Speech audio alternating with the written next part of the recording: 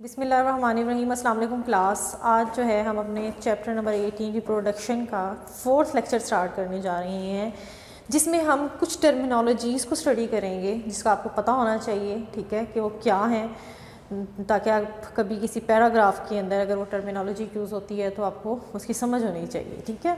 तो हमारे पास सबसे पहली जो टर्मिनोलॉजी बच्चे यहाँ पे यूज़ हो रही है वो है पार्थिनोकार्पी, ठीक है।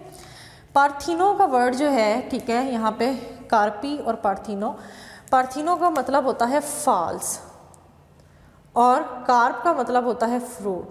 सो we can say parthenocarpy in which the formation of false fruit क्या होता है, हमारे पास एक फॉल्स फ्रूट बनता है। अब बच्चे वो फॉल्स फ्रूट बनता कैसे है, how this false fruit form. तो बच्चे वो फॉल्स फ्रूट जो है वो विदाउट फर्टिलाइजेशन बनता है, ठीक है। अच्छा, विदाउट फर्टिलाइजेशन कैसे बन गया? हमने कल इतना बड़ा सारा हमने एंजियोस्पर्म का लाइफ साइकिल पढ़ा, उसमें हमने कहा कि पोलन ग्रेन जो है वो आएगा क्या कहते हैं हमारे पास ओवरी के पास, उसको फर्टिलाइज करेगा, ठीक है, फिर हमारे पास क्या होगा, फ्रूट बनेगा। जबकि यहाँ पे हम कह रहे हैं विदाउट फर्टिलाइजेशन फ्रूट बन रहा है। तो बच्चे उसकी रीज़न है, ठीक है, विदाउट फर्टिलाइजेशन जो हमारे पास फ्रूट बन रहा है उसके बिहाइंड एक रीज़न है। वो क्या है कि जब ऑक्सीजन का लेवल जो है ना वो क्या हो जाएगा, बहुत ज़्यादा हो जाएगा, ठीक है, तो फिर क्या हो जाएगा कि वो जो हमारे पास ओवरी है वो विदाउट फर्टिलाइजेशन राइप हो जाएगी और राइप होके क्या बना देगी, हमारे पास फ्रूट बना देगी। अब बच्चे ये जो फ्रूट हमारे पास बनेगा इसे हम फॉल्स फ्रूट क्यों कह रहे हैं? इसे हम फॉल्स फ्रूट इसलिए कह रहे हैं क्योंकि ये जो फ्रूट होगा वो क्या होगा, सीडलेस होगा, उसके अंदर सीड मौजूद नहीं होगा। अब बच्चे ये जो पार्थिनोकार्पी है इसको हम आजकल कमर्शियल लेवल पे भी यूज़ कर रहे हैं। आप लोगों ने पिछले जब हम लोगों ने पढ़ा था अपना चैप्टर नंबर 2, उसमें जब आपने प्लांट्स के हार्मोन्स पढ़े थे तो वहाँ पे हमने ये चीज़ स्टडी की थी कि हमारे पास जो आजकल कमर्शियल लेवल पे क्या है, जो प्लांट के हार्मोन है उनका यूज़ हो रहा है कि हम क्या बना रहे हैं, विदाउट सीड फ्रूट बना रहे हैं, ठीक है। कैसे बना रहे हैं कि हम प्लांट के अंदर ऑक्सीजन का लेवल जो है हम सिंथेटिक यानी कि हम खुद से ऑक्सीजन प्रिपेयर करवा के लैब के अंदर और हम प्लांट के अंदर वो इंट्रोड्यूस करवा दें। प्लांट में जब ऑक्सीजन का लेवल हाई हो जाएगा, ठीक है, तो क्या होगा कि विदाउट फर्टिलाइजेशन ओवरी जो है वो क्या होगी, राइप होकर फ्रूट बना देगी। अब बच्चे कमर्शियल लेवल पे इसका यूज़ हो रहा है, हम ऐसे फ्रूट्स बना रहे हैं जिनके अंदर सीड नहीं होता, ठीक है, सीडलेस, जैसे डेट्स हो गई हमारे पास, ऑरेंज हो गए उनके अंदर सीड नहीं होगा, आप खजूर खाएं उसके अंदर सीड नहीं होगा, आप ऑरेंज खाएं उसके अंदर सीड नहीं है, आपने एप्पल खाया उसके अंदर सीड नहीं है, ठीक है। अब अगर आपको याद हो, आपने क्लास में मुझसे पूछा था मैम इसका फ़ायदा क्या है सीडलेस फ्रूट बना लेने का, तो मैंने आपको वहाँ पे कहा था कि बच्चे आप कोई बहुत बड़ी ऑफिसर हैं और आप बैठी हुई हैं, ठीक है, किसी दावत पे, तो वहाँ पे आपने जी एक खजूर खाई और फिर उसके बाद आप बीज निकाल, उसका जो अंदर की जो सीड है वो निकाल के आप डाल रही हैं प्लेट के अंदर, तो वो ज़रा ना सोफिस्टिकेटेड लोग इस चीज़ को इतना अच्छा नहीं समझते कि जी हम बार बार खा के और फिर प्लेट में जो है हम सीड डाल रहे हैं, आप माल्टा खा रहे हैं और उसके जो बीज हैं आप वो बार बार मुँह से निकाल के उसको क्या कर रहे हैं, प्लेट में डाल रहे हैं, तो इस चीज़ को इतना अच्छा नहीं मतलब कि वो समझ रहे। तो उस टाइम पे जो हमारे पास ये सीडलेस फ्रूट है वो वहाँ पे एडवांटेजियस है और इसको हम बना रहे हैं कि जी ताकि सीड हमें बार बार जो है वो ना निकालना पड़े, ठीक है।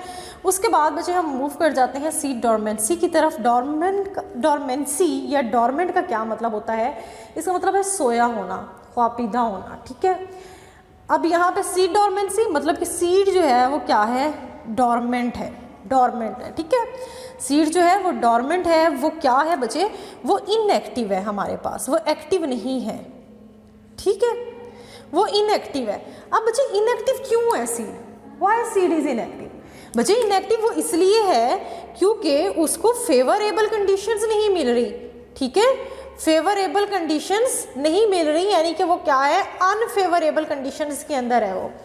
अगर वो अनफेवरेबल कंडीशंस के अंदर है तो बच्चे वो क्या हो जाएगा, वो डॉर्मेंट स्टेट में चला जाएगा और जब भी उसको फेवरेबल कंडीशंस मिलेंगी वो दोबारा से क्या करेगा, दोबारा से जर्मिनेट करना स्टार्ट कर देगा। अब हम कहते हैं सीड जो है ना उसका काम क्या है, जर्मिनेट करना, ठीक है। अगर वो डॉर्मेंट कंडीशन में है तो मतलब वो जर्मिनेट नहीं कर रहा। डॉर्मेंट कंडीशन में बच्चे क्यों होता है, why seed dormancy is necessary, why, ठीक है। क्वेश्चन यहाँ पे राइज होता है कि सीड का काम तो जर्मिनेट करना है, तो तो वो जर्मिनेट नहीं कर रहा बल्कि वो डॉर्मेंट हो रहा है। तो ऐसा क्यों हो रहा है? तो बच्चे ऐसा इसलिए हो रहा है कि बहुत सारे हमारे पास फ्रूट्स ऐसे हैं जिनको हम नहीं खाते, ठीक है। जब हम उनको खाते नहीं हैं तो फिर क्या होता है कि उनके जो अब प्लांट ने ग्रो तो करना है, ठीक है।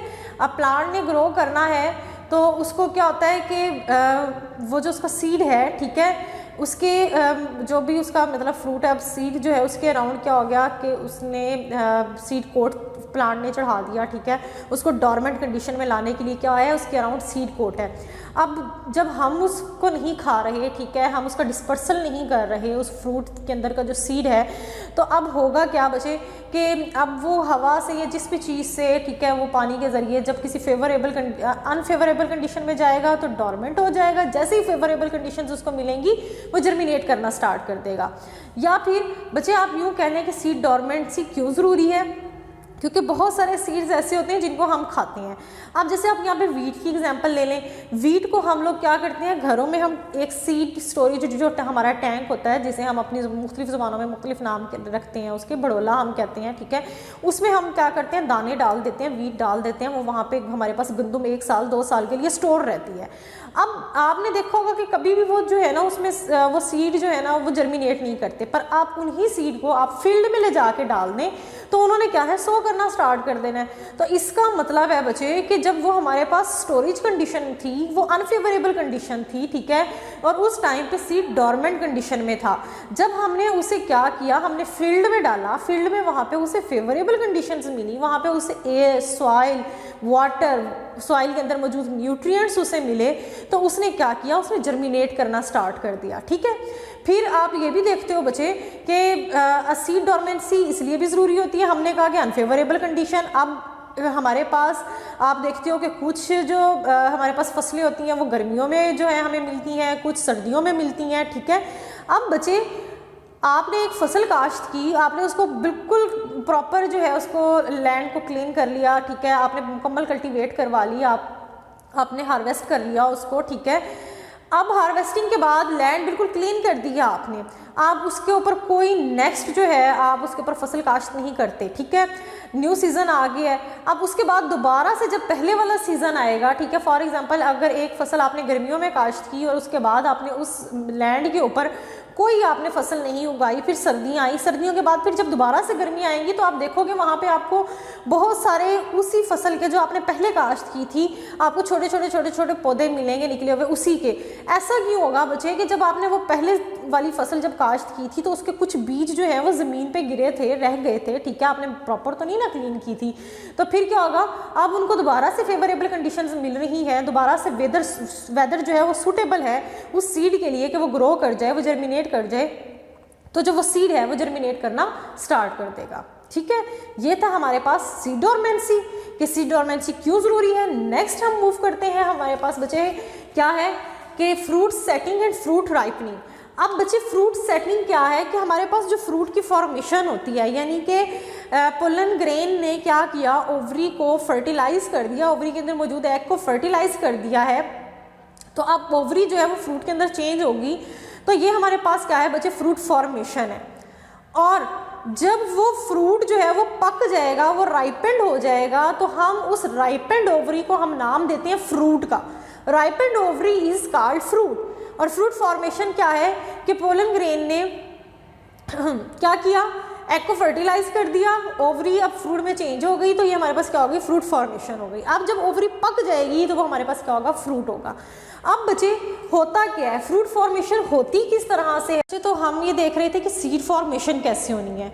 तो सीड फॉर्मेशन जो है ना बच्चे, होना क्या है कि पोलन ग्रेन जो है हमारे पास, ठीक है, पोलन ग्रेन ने जब फॉल करना है हमारे पास कार्पल के स्टिग्मा के ऊपर, यहाँ पे इस जगह पे जब पोलन ग्रेन यहाँ पे फॉल करेगा, ठीक है, तो हमारे पास पोलन ग्रेन जो है ना बच्चे वो क्या होता है, रिच इन ऑक्सीजन होता है, ठीक है। मतलब पोलन ग्रेन के अंदर काफ़ी सारा ऑक्सीजन होता है, और जब पोलन ग्रेन कार्पल के स्टिग्मा पे फॉल करता है बच्चे, ठीक है, जब कार्पल के स्टिग्मा पे फॉल करता है तो इसके कार्पल के अंदर मौजूद स्टाइल और ओवरी के सेल्स जो है ना, ठीक है, स्टाइल प्लस ओवरी के सेल्स, ठीक है, क्या करते हैं बच्चे, ऑक्सीजन की प्रोडक्शन स्टार्ट कर देते हैं। और जब ऑक्सीजन का लेवल प्लांट में हाई होगा तो होगा क्या, इन केस आपके पास फ्रूट फॉर्मेशन हो जाएगी। ठीक है, तो इस तरह से क्या होती है, फ्रूट की फॉर्मेशन होती है।